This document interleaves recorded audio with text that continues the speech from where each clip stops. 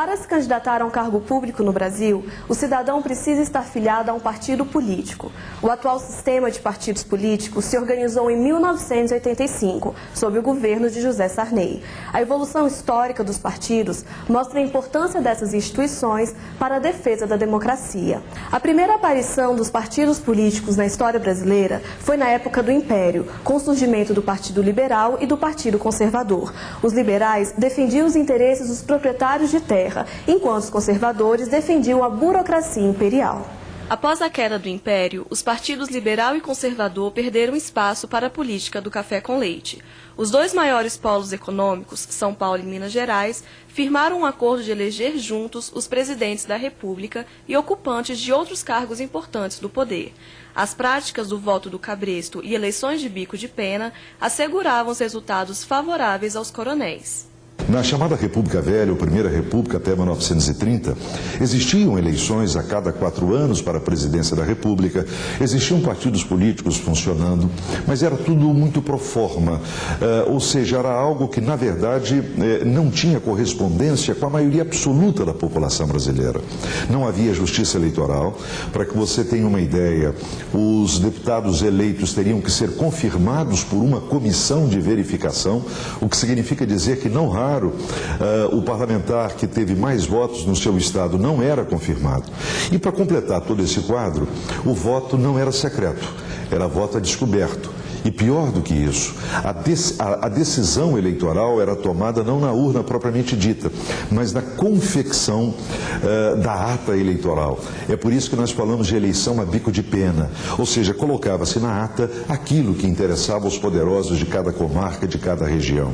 E, no fundo, as pessoas que podiam participar do processo eleitoral, as mulheres estavam excluídas, os analfabetos estavam excluídos, o que significa dizer que a grande maioria de pobres não podia votar, mas aqueles que votavam, na verdade, estavam submetidos ao arbítrio, aos interesses e ao poder de mando das elites locais. Ou seja, existe uma eleição, existe um processo, digamos, democrático, mas apenas formal, sem nenhuma densidade, sem nenhuma consistência.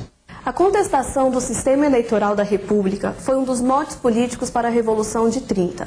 Com o objetivo de realizar uma reforma eleitoral, a revolução liderada por Getúlio Vargas foi responsável pela instauração da Justiça Eleitoral e a criação do primeiro Código Eleitoral do Brasil. Mas no período de 1937 a 1945, todos os partidos políticos foram extintos no Brasil, inclusive o partido de extrema-direita Ação Integralista, até então a única agremiação política permitida pelo governo.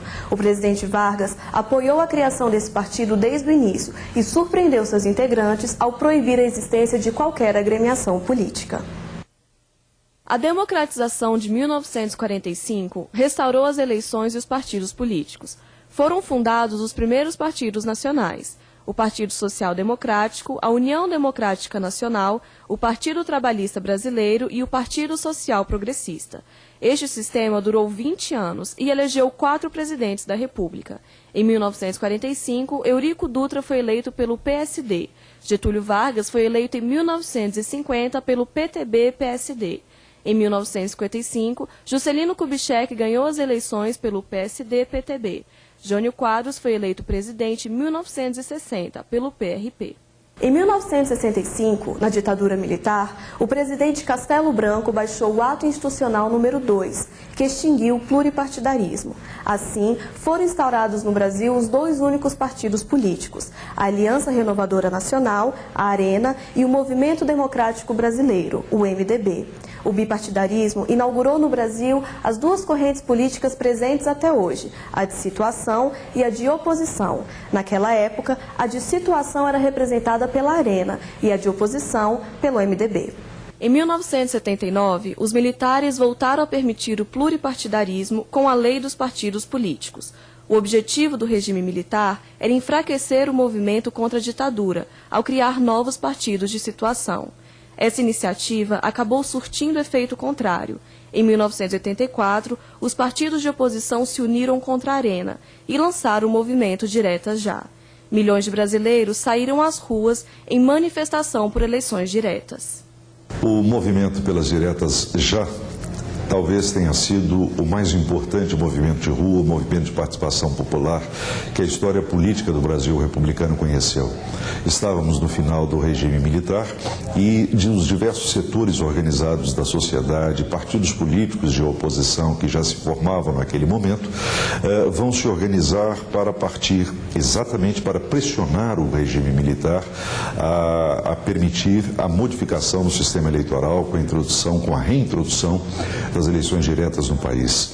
Naquele momento já estava em jogo uma estratégia do regime militar da distensão lenta, gradual e segura, de tal forma que a oposição se dividisse. O partido político do governo permanecia homogêneo, mas as forças oposicionistas já estavam se distinguindo.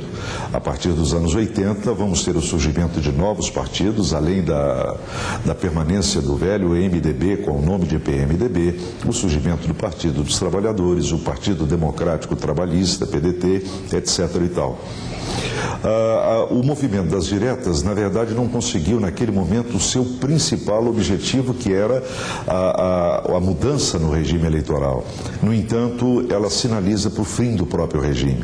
No próprio colégio eleitoral, em 84, as forças de oposição, certamente impulsionadas pelo movimento das ruas, conseguem eleger o seu candidato, exatamente Tancredo Neves, tendo como vice José Sarney. Começava ali, em 85, um novo momento de um novo tipo de democracia no Brasil, bem mais aprofundado.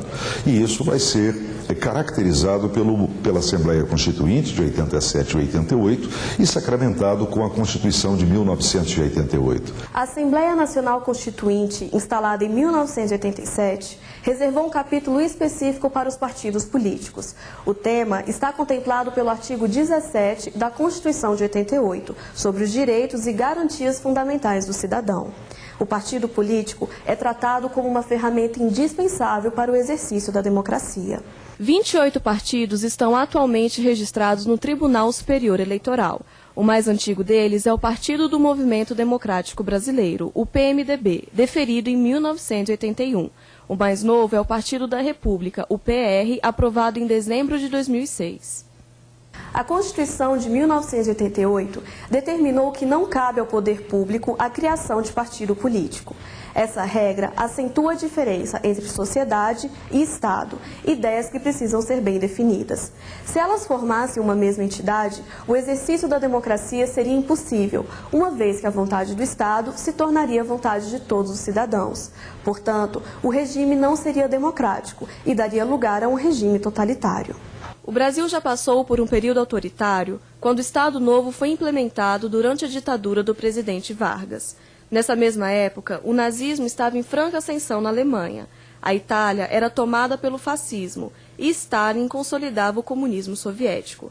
Todos esses movimentos são exemplos de regimes totalitários, quando apenas uma ideologia impera e qualquer oposição é considerada atividade ilegal que ameaça a segurança do Estado. Se o governo, a população, um país já sabe qual é a melhor posição, para que gastar tempo discutindo, para que gastar tempo e energia na divergência?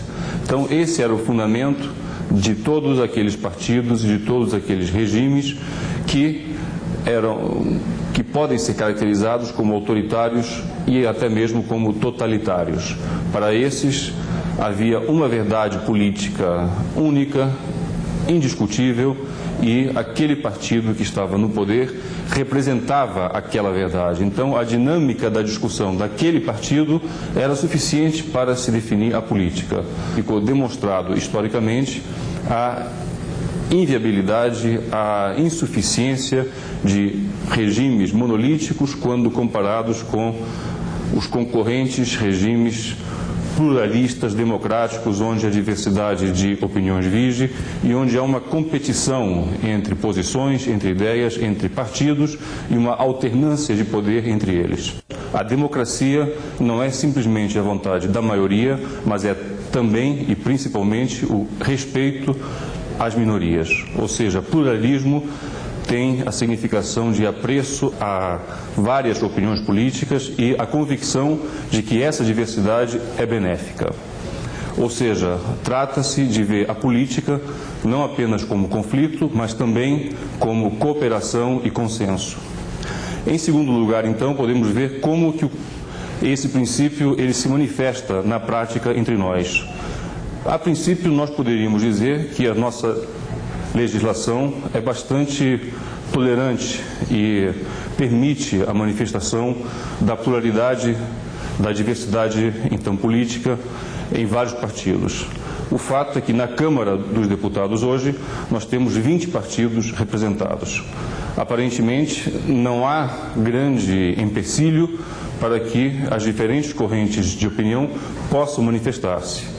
Alguns entendem que não, no entanto, alguns entendem que a nossa legislação ainda é restritiva, contém uma cláusula de barreira implícita, que é o quociente eleitoral. Outros entendem, pelo contrário, que a nossa legislação é demasiado tolerante, ou seja, ela permite que muitos partidos floresçam, muitos partidos cresçam, muitos partidos apresentem candidatos, e isso tornaria o jogo da política bastante imprevisível, bastante fragmentado. Ou seja, para essa corrente de opinião, o pluralismo, a pluralidade de partidos e de ideias deve estar limitada por outro valor, que é o valor da governabilidade. Então, em nome da governabilidade, nós deveríamos ter menos partidos, nós deveríamos sacrificar um pouco a pluralidade para ter governos mais estáveis e mais fortes.